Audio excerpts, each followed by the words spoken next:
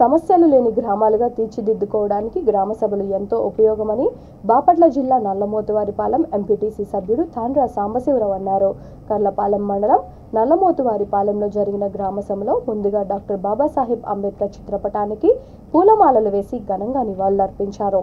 ఈ సందర్భంగా ఆయన మాట్లాడుతూ ముఖ్యమంత్రి జగన్మోహన్ రెడ్డి ప్రవేశపెట్టిన పొలాల రిసర్వే, ఇంటింటికి ఫ్యామిలీ డాక్టర్ పథకాలను ఉపయోగించుకొని సమస్యలు లేని గ్రామంగా చేసుకోవడానికి సహకరించాలని కోరారు.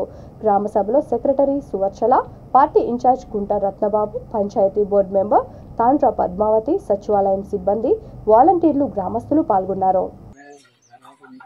గ్రామాల్లో గ్రామ సభలో సహజంగా జరుపుకుంటూ ఉంటాం. అయితే ఈ ఏప్రిల్ నెలలో జరుపుకునేటటువంటి గ్రామ సభకి ఒక ప్రత్యేకత ఉంది.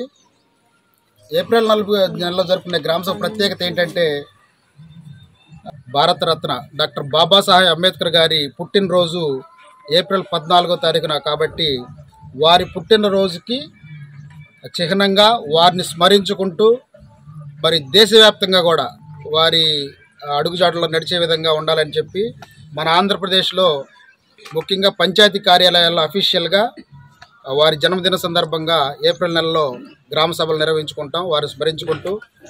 అందులో భాగంగానే ఈరోజు మన పంచాయతీ ఆవరణలో కూడా ఈ గ్రామ సభకు ముందు గౌరవ మన భారత రాజ్యాంగ నిర్మాత బాబాసాహెబ్ అంబేద్కర్ గారి చిత్రపటానికి ఘనమైన నివాళులు అర్పించుకోవడం జరిగింది. చాలా సంతోషం. గ్రామ సభలు గ్రామాల్లోని యొక్క సమస్యలు తెలుసుకోవడం కోసం జరుపుకుంటాం. సమస్యలు లేని గ్రామాలుగా మనం తీర్చిదిద్దుకోవాలంటే గ్రామాల్లో ఉన్నటువంటి ప్రజలు వారు స్వతంత్రంగా వచ్చి గ్రామాల్లో సమస్యలు తెలియపరిస్తేనే మనం ఆ సమస్యలను తీర్చుకోవడం కోసం చాలా అవకాశాలు ఉంటాయి. ఇక్కడ చూస్తే గ్రామ సభలో ప్రతి డిపార్ట్మెంట్ కూడా వారి గ్రామానికి చేసేటువంటి సేవలను వివరిస్తారు.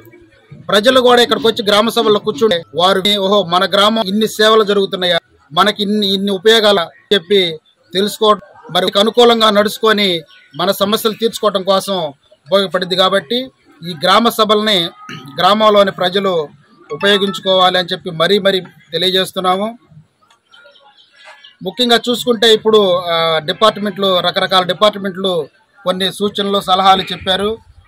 వాటిని ఖచ్చితంగా మనం అనుసరించాలి. ఉదాహరణకి మన విఆర్ఓ గారు కానీ సర్వేర్ కానీ చాలా ఇంపార్టెంట్ అయిన విషయాలు చెప్పారు. గ్రామంలో జరగబోయేటటువంటి రీసర్వే గురించి, రేషన్ కార్డుల గురించి, రీసర్వేలో గ్రామస్తులు చేయాల్సినటువంటి పనుల గురించి వారు చెప్పారు. వారు చెప్పిన సలహాలని తీసుకొని ముఖ్యంగా రీసర్వే త్వరలో గ్రామంలో జరుగుతుంది. కాబట్టి రీసర్వే జరగాలంటే ముందు మీ PAN card, Aadhaar, phone number, bank passbook ఇవన్నీ లింక్ అయ్యి ఉంటే త్వరగా మనకి మీ పొలం కాడికి వచ్చి ఈ లింక్ అయ్యి ఉంటే వెంటనే మీ భూమిని రీసర్వే చేయడానికి అవకాశం ఉంటుంది. కాబట్టి గ్రామంలోని ప్రజలందరూ కూడా మీ యొక్క ఆధార్తో, మీ ఫోన్ కార్డుని, మీ పాన్ కార్డుతో మీ ఫోన్ నంబర్ని లింక్ చేసి